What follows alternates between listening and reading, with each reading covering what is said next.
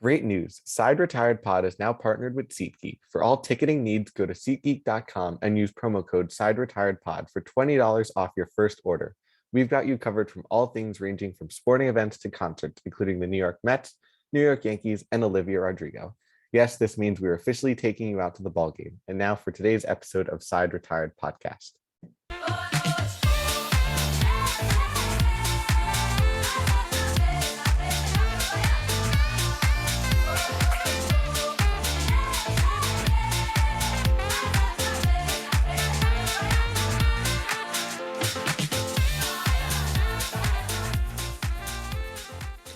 Hello and welcome to this special edition of Side Retired, the MLB podcast. A little bit of a reunion episode as Dylan joined alongside Ryan, as today we are going to be breaking down the top 25 prospects in baseball list that Ryan recently published on our Side Retired website. So before we get into that, Ryan, how are you doing today?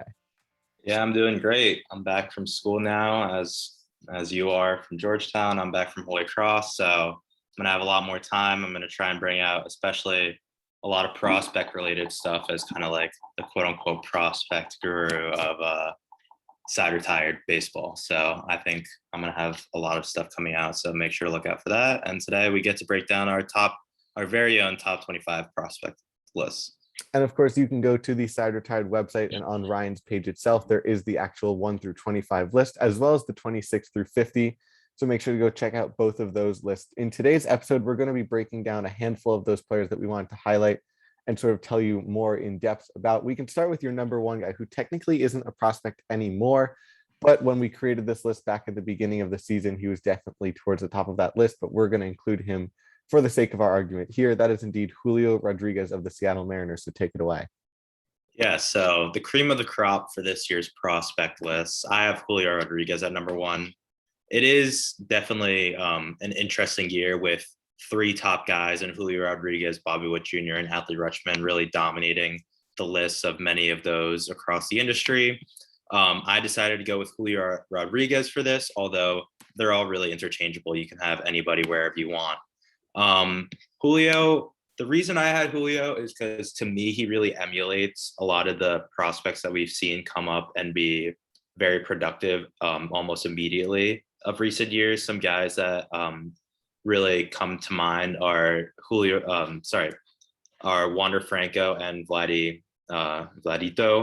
And so all 3 of them produced from the lowest level of the minors all the way to the top levels of the minors in AAA, and did so very successfully as they were even younger, very young for the level, and made their big league debuts at around 20 years old.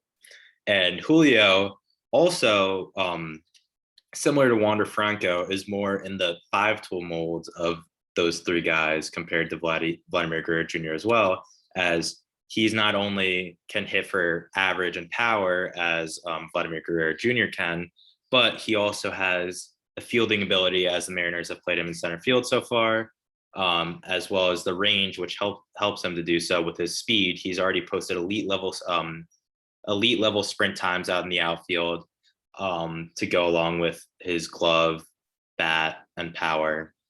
And that's why I ended up having Julio Rodriguez up top. Also, just compared to the other 3 players that I previously mentioned, or 2 players that I previously mentioned in BobbyWhit Jr. and Adley Rutschman, I think that Julio provides the highest floor mixed with also a ceiling that compares to the rest of them, because he really is the most solid at the plate, in my opinion. The number 2 that you had on your list is Royal sensation BobbyWhit Jr., who we've also seen get a taste of the major leagues. However, he hasn't had as much success as Julio Rodriguez has had so far this year. But are you still fairly confident we're building the next superstar shortstop? Oh, yeah, I'm completely on the BobbyWhit Jr. train. I don't think there's any reason really to be concerned at all. The one thing that I would, and why he is at number 2 for me, the only concern kind of that I have is that his hit tool isn't to the same level as somebody like Julio Rodriguez. And that's been a concern from day one when he was the number 2 overall pick for the Royals. Everybody's concerned that there may be a little hitch in his swing, a hole in his swing. He'll swing at strikes. He'll definitely rack up those strikeout numbers. But like we've seen throughout baseball, there are plenty of players, Mike Trout, for example, the best player in baseball and arguably one of the best players of all time, who strikes out a lot. So I don't think that's something to be terribly concerned for. And even if he, let's say, hits 260, Bobby is the literal definition of a five-tool player. He'll provide Gold Glove defense. He has great speed on the base paths and to provide range at shortstop. He has immense power. And even though he doesn't have the same feel to hit as Julio Rodriguez, he can still hit at a baseline, probably like 260 once he gets comfortable. Not to mention, as you can see now, he's hitting 225 with 4 home runs. He's really been heating up of recent, getting used to major league pitching, and that's just going to be scary for major league pitchers. We're really seeing the development of another Fernando Tatis Jr. level shortstop here, I think. Your number 3 guy is a guy that's still in the minor leagues. However, there's a rumor that the Orioles will be calling him up at some point, maybe the end of May, early June. That is indeed Adley Rutschman, the best catching prospect, arguably since Buster Posey. Tell us more about the Orioles phenom. Yeah, so unfortunately, Adley isn't able to be in the majors right now. He got injured and is now kind of doing a rehab stint, I guess you could say. He was in A-ball earlier, just absolutely made a joke of that. Now he's in AAA, getting ready, kind of like a spring training kind of taste for him, just so that the Orioles know that he's ready to make the leap to the big leagues. But he is definitely ready. The reason I have him here at number 3 and the quote-unquote worst of the top 3 prospects is that he is 24. BobbyWhit Jr. is 21 right now. Julio Rodriguez is 20. So both of those guys are a lot younger, so they have a lot more development. But Adley Rutschman, as you said, is arguably the greatest catching prospect of all time. The guys that come to mind when you mention somebody like Adley Rutschman are Buster Posey, Joe Mauer, really those 2 guys in the 21st century. And both of those are arguably Hall of Fame level catchers. And that's what we really see with Adley so far. He is a switch hitting catcher who not only is an elite defender behind the plate, will provide Gold Glove defense, and has a really strong arm, but he'll also provide a lot of value at the plate, which is very important for catchers. And that's why he's so highly coveted. He has, as you see here with the MLB pipeline, he has a 60 grade hit tool with 65 grade power. So not only will he produce to the level of a Gold Glove catcher, but he'll also be an all-star caliber hitter at the plate. So Adley Rutschman is really important to the rebuild for the Orioles. And as we'll get to in quite literally a few seconds, his future battery mate and him will do a lot to help the Orioles go into the future. All right, so now tell us, as you sort of just hinted at, your top pitching prospect in all of baseball, Grayson Rodriguez, a young fireballer for the Baltimore Orioles as well. Yeah, so Grayson Rodriguez is far and away the top pitching prospect, not only in my opinion, but I also think the opinions of all the rest of the people in the industry. He has produced from day one. He was a top 15 pick, I believe, by the Orioles out of high school, a high school right-hander. That's definitely a risky profile. So the fact that the Orioles drafted him so highly shows how confident they were in his abilities. And from day one, he's produced, as I say in the article, he hasn't had an ERA over 2.68 in his entire minor league career. I think this is his 4th year so far in the minors. Being a high school product, obviously he needs a bit more time to adjust. He has a great 4-pitch mix. And the best part about him is that he has really great control, which is very important for pitching prospects. One of the things that I look for most in pitching prospects is their ability to command the baseball, because as much as stuff is important, it is the most important, especially once you get to the big leagues, to be able to locate, because that's how you're going to be able to get big league hitters out. And so not only does he have the stuff with spectacular fastball, curveball, slider, changeup, all of which can be graded as plus or better, but he also has the control to boot, which is what I think separates him from the rest of the pitching prospects in this crop this year. All right, one last top five prospect that you'll see on your list, as well as really high on all the other industry lists. That is indeed Tigers first baseman Spencer Torkelson, one of the most raw power guys we've seen in a long time. Pretty ironic that Miguel Cabrera is ending his amazing career. At the same time, Spencer Torkelson is pretty much starting the passing of the torch in Detroit. Tell us more about the future star, Spencer Torkelson. Yeah, so rounding out the top 5 with Spencer Torkelson, he really is just a generational prospect at the plate. And that can really be shown by the fact that he was the number 1 overall pick. Yes, the Tigers technically announced him as a third baseman, but he really is a first baseman. So he was a number 1 overall pick as a right-handed hitting first baseman, which is almost unheard of, which just goes to show how important his bat is and how generational it is. He has a 60 hit tool and 70 grade power, in-game power as well. He'll be making Comerica Park in Detroit look small, even though it's one of the worst hitting parks in the league. And he's going to be doing that for years. And as you said, he's kind of getting the torch passed on to him by Miguel Cabrera. I think that'll be great for his development. Miguel Cabrera in this last year or two of his can really act as a mentor for Spencer Torkelson. And if the Tigers fans are lucky, they'll be able to see Torque do just the same thing as Miguel Cabrera has done for the past decade or so for Detroit. Sounds good. So obviously, as you can check out, Ryan has his 6 through 25 guys. We're not going to go as far in depth on all of those guys, but there are a couple that we wanted to highlight, especially for some New York guys, as we are a New York-based podcast. Number 8 on your list is the best catching prospect the Mets have seen in a long time. That is indeed Francisco Alvarez. Hopefully the Mets can get their catching position finally stabilized when he comes up in the big leagues, probably 2023, end of 2023, early 2024 at the earliest. Yeah, so for me, once the top 6-ish guys, or even 7, because all of them will be making their major league debuts this year, once all those guys retire from the list and their rookie eligibility is no longer intact, I think that Francisco Alvarez is clearly the favorite to be the top prospect in baseball. Similar to Adley Rutschman, not to the same extent. He has a really great hit tool, as well as a lot of power, and also provides a lot behind the plate. So he, similar to Julio Rodriguez even, has produced a lot very well throughout the minors despite being so young, and will continue to do so in the future and provide a great reinforcement for the Mets as they continue their hunts for a World Series title. Most likely in 2023, he'll debut. I think when you look at that idea, and sort of ironic that the dog's now already barking for Francisco Alvarez, look at that. That means he's either going to be a future star, or all of a sudden the Mets are going to Met and Francisco Alvarez is not going to be a great big thing.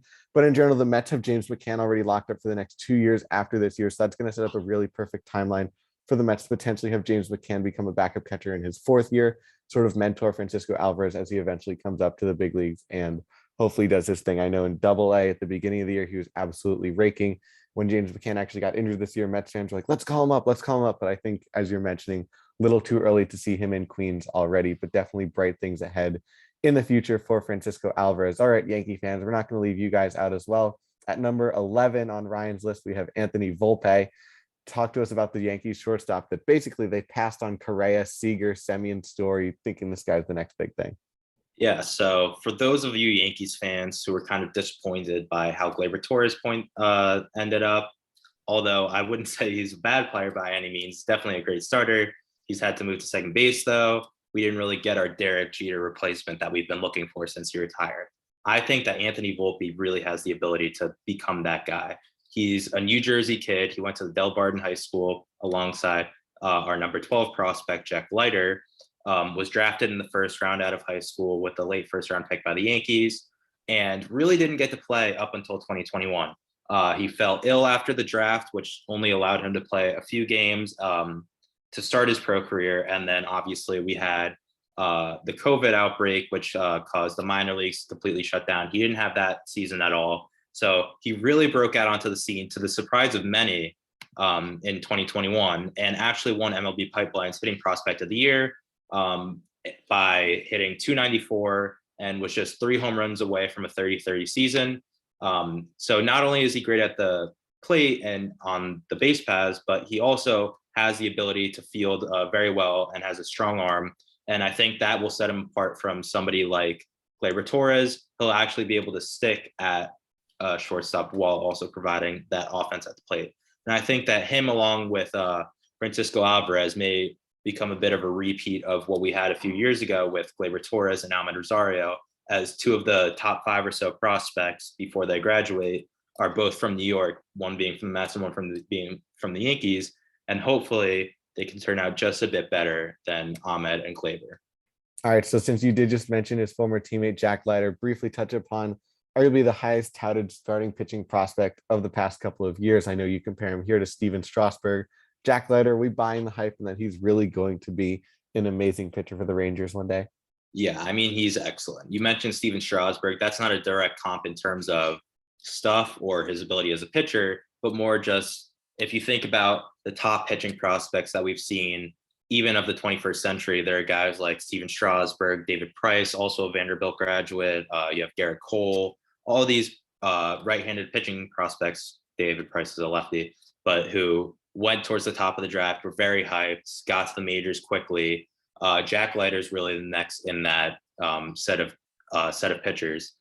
He turned down first-round money from a lot of teams in 2019 to honor his commitment to Vanderbilt, and in doing so, he formed one of the better 1-2 punches that we've seen in recent memory, along with Kumar Rocker. Maybe think like Garrett Cole and Trevor Bauer back in the day at UCLA.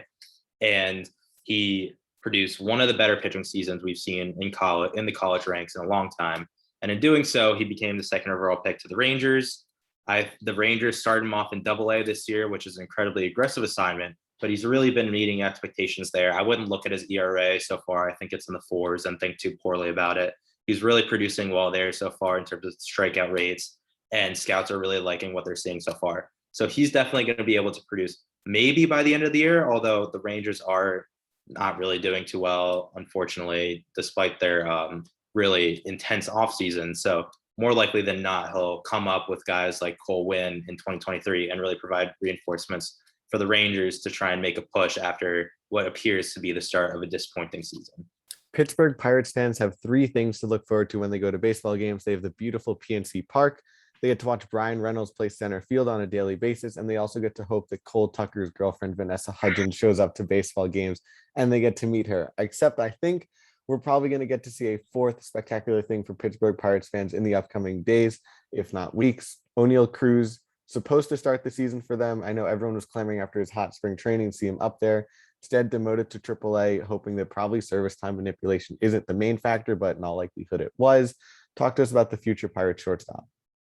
Yeah, it is kind of a surprise that he didn't come up immediately on the opening day roster with the Pirates. I suppose it makes sense because they're not exactly the most competitive of teams, but I just thought it was interesting that they were willing to call him up at the end of last season, but didn't want him to start in the big leagues this season. Anyway, the real calling card here with O'Neal Cruz, more than anything, is his power. He is a Giancarlo Stanton, Aaron Judge level power bat. There's nobody else like him in the minor leagues.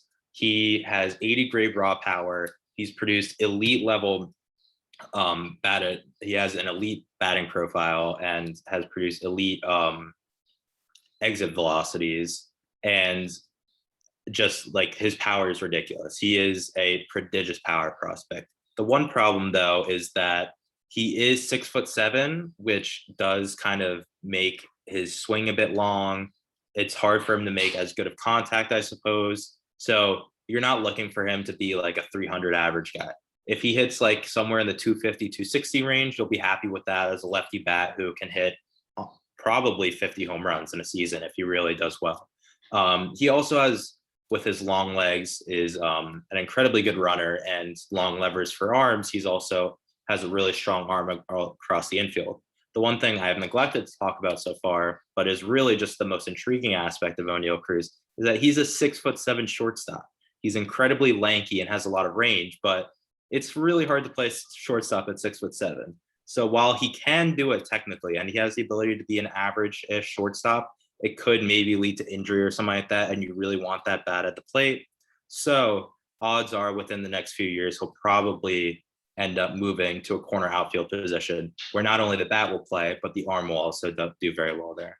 The Cardinals made headlines yesterday announcing that Nolan Gorman and Matthew Liberatore would be getting promoted and getting their first big league taste this upcoming weekend against those Pittsburgh Pirates. However, arguably their best prospect, and who you actually have as their number 1 prospect, that is Jordan Walker. He's still probably a little bit farther behind those guys, but in general, tell us about this slugging third baseman. Yeah, I wouldn't say he's too far away behind these guys, because the Cardinals actually gave him an aggressive promotion, promoting him to Double-A to start the year, and he has been raking at Double-A. He came out of the draft as more of a high potential prospect. Everybody saw the power. Everybody always knew that he had power. He had a good arm, as most power hitters do, but they didn't see the same hit tool that he's produced with so far. So far, he has had above a 300 average across the minor leagues from low A all the way through Double-A so far. and has really been proving evaluators wrong from the draft who thought that maybe he projected as around a 40, 45-ish hitter. Now he's looking like he could potentially be a 55 grade hitter with 70 grade raw power, maybe 65 game power, which will translate to, hopefully you're looking for in the big leagues, like a 285 hitter, 35, 40 home runs, solid defense. And with the Juan Soto rumors that have been going around recently, with executives thinking that the Nationals may want to move Juan Soto, I think that Walker is certainly a piece that if the Cardinals are interested, it's a non-negotiable that Jordan Walker is in that deal because he's just that special of a prospect. And I think that while he is so good, the Cardinals can potentially part ways with him just because they have Nolan Arenado, they have Nolan Gorman. He's probably going to have to move to a corner outfield spot just to crack the major league roster. He's a more than capable third baseman, but given that they're probably going to have to maneuver the team a lot if they want to really capitalize on their winning window right now, moving away from Jordan Walker may be an opportunity for them to do so. But he's another guy along with Anthony Volpe and Francisco Alvarez, who I previously mentioned, where if he continues to produce to this level, maybe gets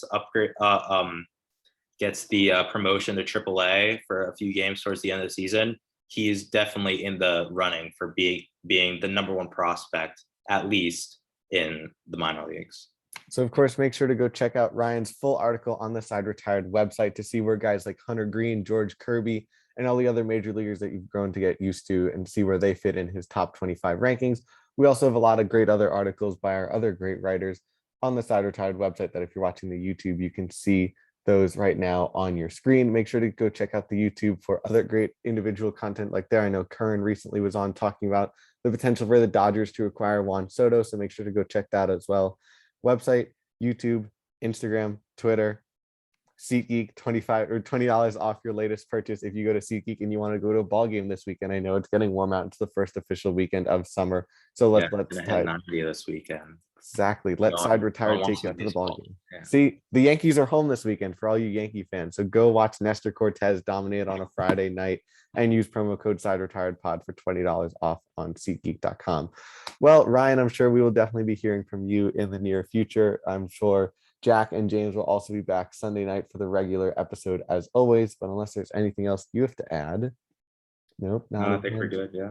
All right. Well, hope you guys enjoyed this prospect breakdown. If you like this, we will definitely be back with more prospect individual stuff and all the likes. So for Dylan and Ryan, and then of course, James and Jack, the side is officially, if I can find the end recording button, retired.